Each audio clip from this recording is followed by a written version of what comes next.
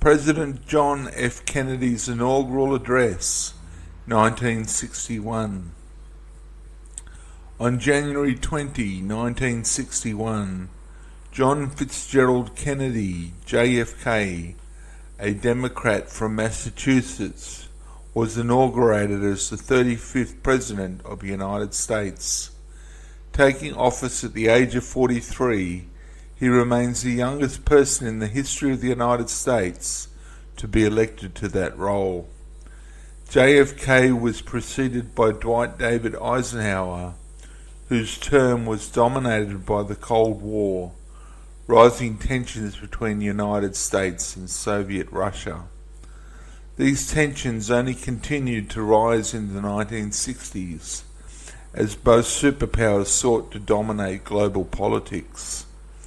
The United States was in the throes of another Red Scare, the space race was in full sway, and the atomic weapons were growing an existential threat, not just to the country, but to humanity. JFK entered the office in the midst of an accelerating arms race between the two world superpowers, and everyone wondered how he would address these issues. We observe today not a victory of a party, but a celebration of freedom, symbolizing an end as well as a beginning, signifying renewal as well as change. For I have sworn before you and Almighty God the same solemn oath our forebears prescribed, nearly a century and 3/4 ago. The world is very different now, for man holds in his mortal hands the power to abolish all forms of human poverty and all forms of human life. And yet, the same revolutionary beliefs for which our forebears fought are still at issue around the globe. The belief that the rights of man come not from the generosity of the state, but from the hand of God. We dare not forget today that we are the heirs to that first revolution. Let the word go forth from this time and place, to friend and foe alike, that the torch has been passed to a new generation of Americans, born in this century, tempered by war, disciplined by a hard and bitter peace, proud of our ancient heritage, and unwilling to witness or permit the slow undoing of those human rights to which this nation has always been committed, and to which we are committed today at home and around the world. Let every nation know, whether it wishes us well or ill, that we shall pay any price, bear any burden, meet any hardship, support any friend, oppose any foe, to assure the survival and success of liberty. This much we pledge and more. To those old allies whose cultural and spiritual origins we share, we pledge the loyalty of faithful friends. United, there is little we cannot do in a host of cooperative ventures. Divided, there is little we can do, for we dare not meet a powerful challenge at odds and split asunder. To those new states whom we welcome to the ranks of the free, we pledge our word that one form of colonial control shall not have passed away merely to be replaced by a far more iron tyranny. We shall not always expect to find them supporting our view, but we shall always hope to find them strongly supporting their own freedom, and to remember that, in the past, those who foolishly sought power by riding on the back of the tiger ended up inside. To those people in the huts and the villages of half of the globe struggling to break the bonds of mass misery, we pledge our best efforts to help them help themselves.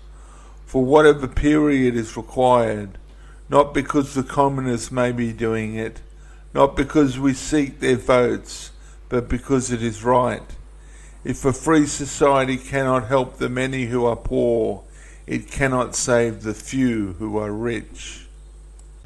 To our sister republics south of our border, we offer a special pledge to convert our good words into good deeds, a new alliance for progress, to assist free men in free governments, in casting off the chains of poverty. But this peaceful revolution of hope cannot become the prey of hostile powers. Let all our neighbours know that we shall join them to oppose aggression or subversion anywhere in the Americas, and let every other power know that this hemisphere intends to remain the master of its own house.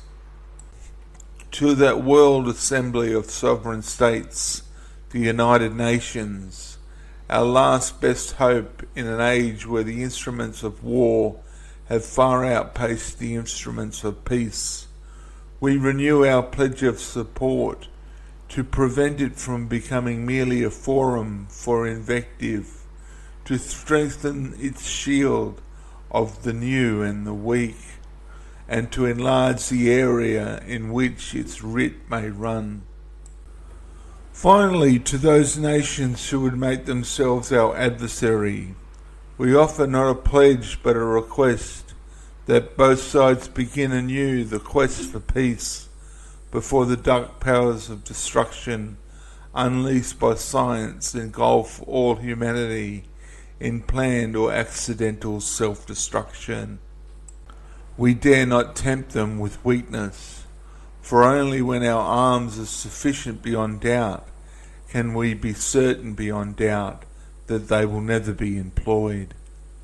But neither can two great and powerful groups of nations take comfort from our present course, both sides overburdened by the costs of modern weapons, both rightly alarmed by the steady spread of the deadly atom, both racing to alter that uncertain balance of terror that stays the hand of mankind's final war.